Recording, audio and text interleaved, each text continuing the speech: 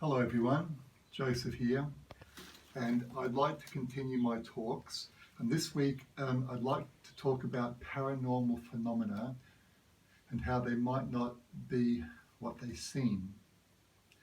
Somebody contacted me and sent me a link to, I don't know, it was one of these American things like demons and monsters in paranormal phenomena and people running around in gloomy houses and scary faces and all this sort of stuff. Now, there is something real associated with this, but what I'm going to talk about is, like I said, how it might not be what it seems. I myself have experienced phenomena over the years, and as I get older now, I just sort of go, whether it's seeing somebody doing psychokinesis.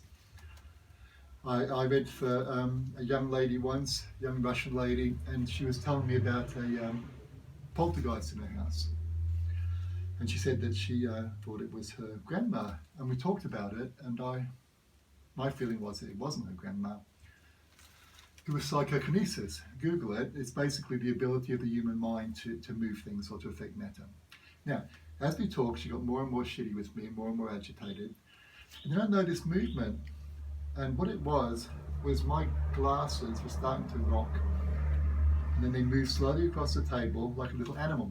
And I said, look. And as soon as she looked at it, of course, it stopped. And she never came to see me again, of course. And a time later, I read the palm of a young lady, and people aren't always pleasant, and there were not always pleasant things in their hands. So I pointed out something to her in her hand, and she was instantly angry. And my biro that was over there suddenly leapt into the air like that. And she said, I'm sorry, this sort of stuff happens around me all the time. Is it the devil? And I said, no, I don't think so. Go home and read about it, and it's all well. So I think this sort of phenomena is more widely spread in society than we realise. People just don't talk about it. They talk to people like me about it. Now, these paranormal, and clients have told me about paranormal phenomena too. And look at movies. You have, I don't know, The Shining and these horrible things about monsters and witches and demons and especially American ones. And it's usually something horrendous that will come along and destroy someone or kill them or drive them mad. Now, I'm going to talk about the effects of the past and what effect it can have on us now. Look at the United States, for example. After colonization by Europeans, millions of people died really quite quickly. Most of them never saw a white person. They died of measles or smallpox. They died.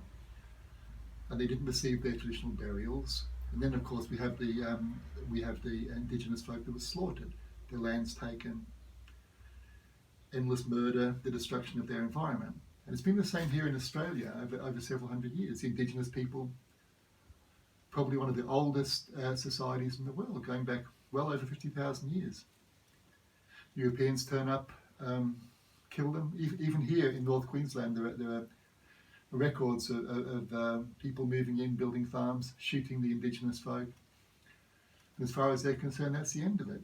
Now, in my mind, I mean, this is obviously a horrendous crime.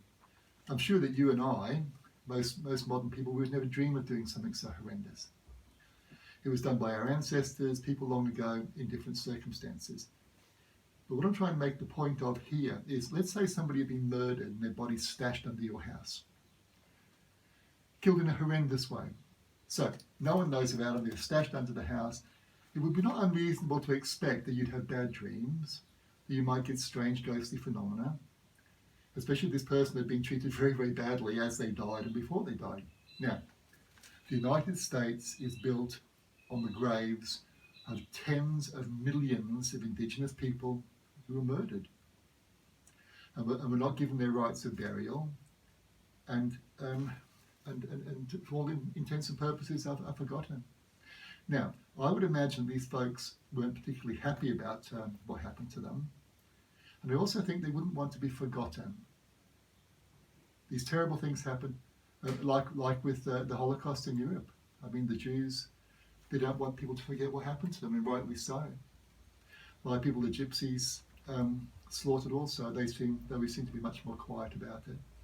You can read, you can go through all of history. I mean, even in Europe, in pre-Christian times, Rome slaughtered the Celts. There's always been this tendency. Europe's very good at this. They're very good at colonizing the world and killing the resident people and taking their lands. Not a great thing, but it's something that's happened all over the world. I've been reading about the Potosi mine in Bolivia, which I'm sure no one's heard of. It was a silver mine, and over the centuries it's made tons and tons of silver. Now, it was mined by indigenous folk and by African slaves. And over the centuries, 8 million of them died. 8 million people. Just lost and mainly forgotten by history. Now, what I'm saying is, it should not be considered unreasonable that these dead folk should be irritated, that there should be the echo of these horrors from the past. Like I said, you and I, most modern folk, we never do this sort of stuff. But if you're going to build a golf course or your lovely 2-bedroom home on top of the grave of slaughtered children, you're going to expect something. And what you're going to expect is not somebody going to invite you into the garden for tea and crumpets.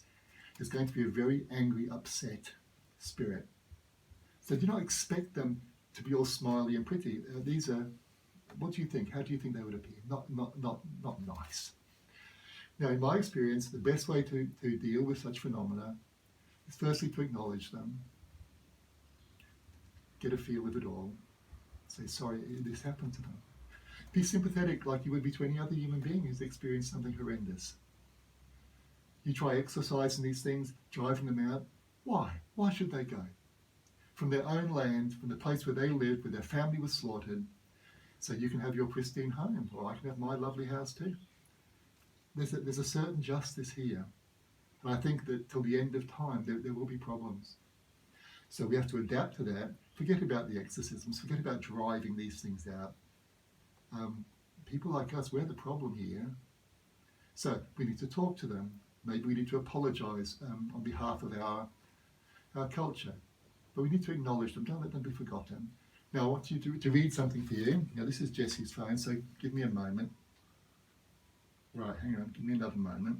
Just got to open it. Oh, look at that. Now, on here I shared a speech. What have you done with your phone, Jesse? Let's have a look. Give me a moment. Right, okay. Here I am, almost here. And it's by Chief Seattle. It's a speech he gave, and also there's a copy of it he sent to the United States government to try and plead for his people. This was 1854. The cultures hadn't been completely driven off their land. Okay, so Chief Seattle, and he says this: when the last red man shall have perished, and the memory of my tribe shall become a myth among the white men, these shores will swarm with the invisible dead of my tribe.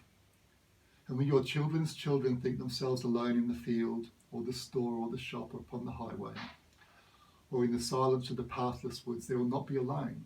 In all the earth there is no place really dedicated to solitude.